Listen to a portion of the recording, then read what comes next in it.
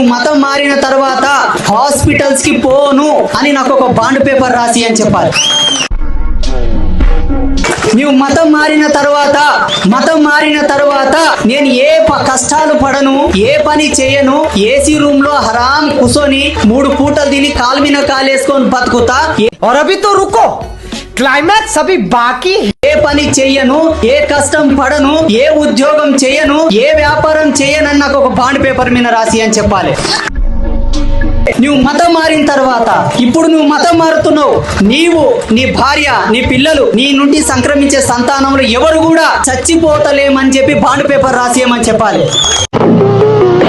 ఇంకొక మాట చెప్పాలి, నువ్వు మతం మారిన తర్వాత న్యాయమైన, ధర్మమైన, నిర్ణయమైన ఏదైనా నీ దేవునితోన నీ చర్చిలోనే చేసుకోవాలి తప్ప ఏ పోలీస్ స్టేషన్ కోను, ఏ కోర్టు కోనని చెప్పి బాండ్ పేపర్ రాసేయమని చెప్పాలి.